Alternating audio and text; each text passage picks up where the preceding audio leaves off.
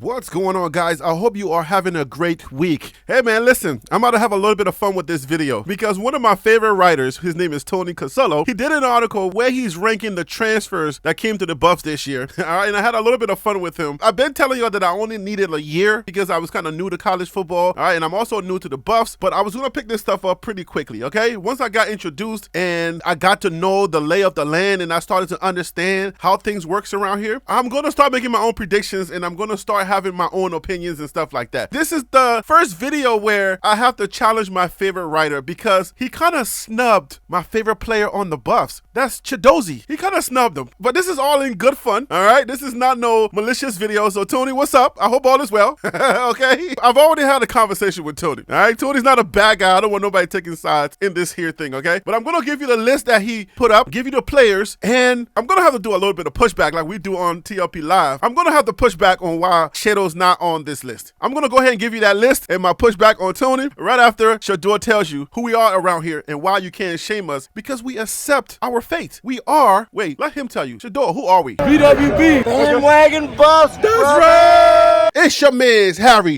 Billion. Please do me a favor and smash that subscribe button. Make sure to give me the thumbs up and don't forget to hit that bell notification so that you can get the videos as soon as I upload it to YouTube. All right, family, I gotta go ahead and get into this video real quick so that's all the business I got. You know what time it is. Let's work. Sorry, Tony, I gotta do this to you, but here we go. Ranking Colorado football's 10 most exciting incoming transfers. This one is by my guy right there, Tony Casello. Please go to his Twitter and follow him on Twitter, and please follow him on his social medias, okay? Tony's a good guy. His writing makes it easier for me to follow, but let's go. All right, Tony, it's on. So let me go ahead and put on my broadcast voice so we can get to work. Let's go. Under head coach Deion Sanders, the Colorado Buffaloes have dominated recruiting the transfer portal. Colorado had the top-ranked incoming transfer class in 2023, and Coach Prime's 2024 transfer class is currently ranked 6th, according to 247 Sports. While last year's class didn't translate to bowl eligibility in Sanders' first season, stacking classes like those has undoubtedly raised the team's talent level. Colorado's coaching staff has attacked the team's weaknesses so far this offseason, especially in the trenches on both sides of the ball. The Buffs are poised for the first bowl game appearance since the 2020 season, but for that to happen, the transfers must acclimate quickly. That's true, Tony. Here are the incoming transfers I'm most excited to see hit the field next season. And he got number 10, the Wester brothers. Do I agree on the Wester brothers? We'll see. Colorado added 2 athletic transfers from Florida Atlantic, one on offense and one on defense, and they come from the same family. LeJontay Wester is a dynamic wide receiver and returner who cracked the 1,000-yard mark in 2023 and will be a new weapon for quarterback Shedeur Sanders. Jalen Wester is a 6-foot, 205-pound linebacker who should impact passing downs and has already caught the eye of linebackers coach Andre Hart.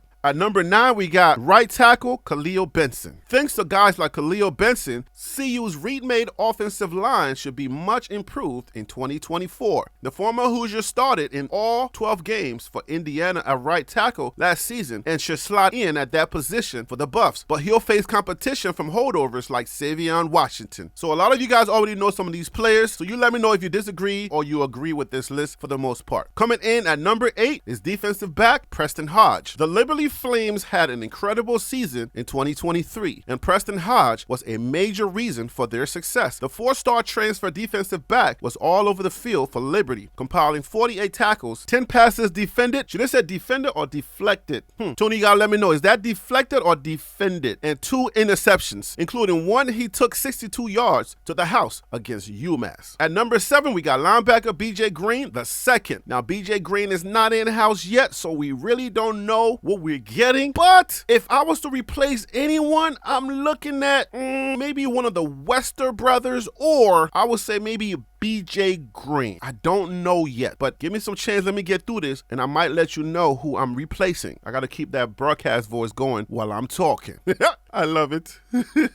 BJ Green II is the ultimate Swiss Army knife as he played all over the field at Arizona State. With the athleticism to play on the outside of the line and the size to bump down as an interior rusher or passing downs. We'll see plenty of Green, but rarely in the same spots. I wonder how Livingston is is going to want to use this guy because Livingston has the whole idea of finding out what your strengths are and then incorporating you into like some type of package or putting you in spots where you can succeed. And he's not really going to have a lot of time to learn this guy. I'm sure he's learning tapes. He's watching his game, but as soon as he get there, they got to get right to work because he's not going to have as much time as he's already had with the players that are already there. So what do you do? Like, what do coaches do? What are the challenges that coaches have when they got guys that are coming in late, especially when you started building relationships and you've already known some guys? And if you are a coach, I would love to hear from you in the comments. All right, so our next guy is going to be tight end Chaman Matea. That's at number 6. He's coming in at number 6. And I'm telling you, like, my guy Chido, the Nigerian nightmare, the block bully, you think tight end Chaman Matea is even more dynamic or more of a beast, Tony? Come on, Tony. What we talking about? Let me see what you got to say about him. What you got to say? It's been a couple of years since CU has had an impact player at the tight end position, which is surprising for a school that has sent some great tight ends to the NFL. Chaman Matea could be the light at the end of the tunnel. Matea owns a great size-speed combo that should have defensive collapsing to the middle of the field. Having a great tight end can jumpstart offenses, and Matea has the athletic makeup to make that happen for CU. Yeah, you know what I'm saying? Like, I can't be talking against my own guys. You know what I'm saying? Like, I love the fact that we have a tight end, a couple of tight ends now, especially we have another convert from the defensive side of the ball that's going to be playing tight end. But again, remember, we're having a little bit of fun with this one, all right? You think tight end Chaman Matea is more of a beast than Chido, the Nigerian nightmare? I'm not even Nigerian. Like, I'm Liberian, and I'm making an argument for a Nigerian. Like, you know what I'm saying? It's not like Nigerians and Liberians hate each other, because thank God for Nigerians. Their business acumens and their aggressiveness has really like thrust us into the whole conversation about music and all these things. You know what I'm saying? Like, Nigerians have literally put us on the map when it comes to music. Nigerians, Ghanaians, and the Liberians are nowhere to be found because we are too hard-headed. Come on now.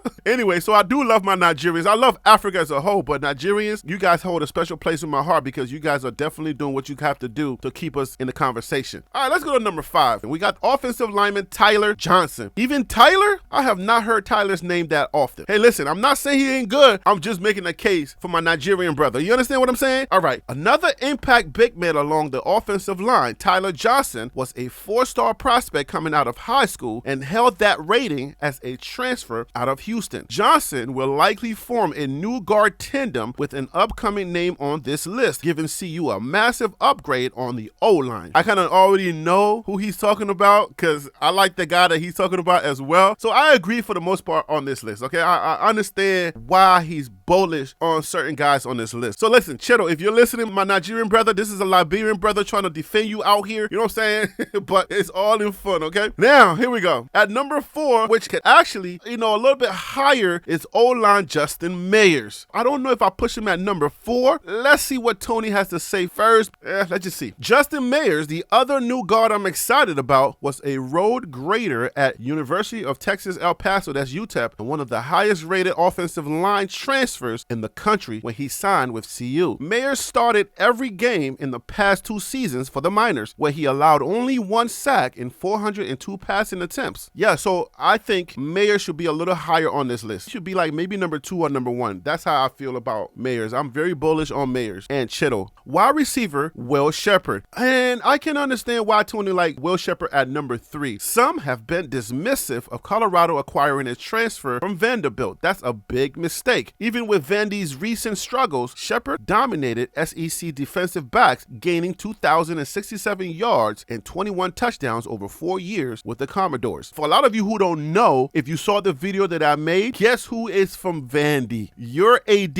your athletic director, Rick George. He's an alumni of Vanderbilt. He is from Chicago, but he went to Vandy and he did play sports at Vandy. Rick George is actually a 3-sport guy, just like Coach Prime. He played baseball, basketball, and football. A lot of us didn't really know the story of Rick George, but Rick George is a beast. And if you want to learn a lot more about Rick George, go and check out that video. That's a pretty good video. It did pretty well too. I'm proud of that video. All right, so at number 2, we got Quincy Wiggins. Ain't heard Quincy's name a lot in the preseason. Maybe I haven't been paying close enough of attention to really notice. So at number 2, that's the reason why I will put Justin Mayers at number 2, because I really haven't heard Quincy Wiggins' name that much as I've heard Justin Mayers' name. That may not not be a plausible reason, or that may not be a good enough reason to say he should be at number 2. Because somebody's name is not ringing, it doesn't mean that they're not putting in that work doing the practices. You never know. All right, let's see what Tony has to say. Colorado's pass rush struggled in 2023, but that shouldn't be the case in 2024 if transfers such as Quincy Wiggins come to play. The former LSU Tiger is built like a statue and has the pedigree to be an impact defensive lineman for the Buffaloes for years to come. Okay, that's what's up. When you say for years to come, that means he's young, he got time on his clock, so he's not a U-Haul player. You already know what a U-Haul player is. He's a 1-year player. He's rental. We only got him for a year, so he's not one of those players. All right, and then finally we come to defensive end Samuel Okunlola at number 1. Tony is very bullish on this guy coming from Pitt. That's Pat Narduzzi's team. So Pat Narduzzi, you wanted to come for Coach Prime? Coach Prime came for you, bruh.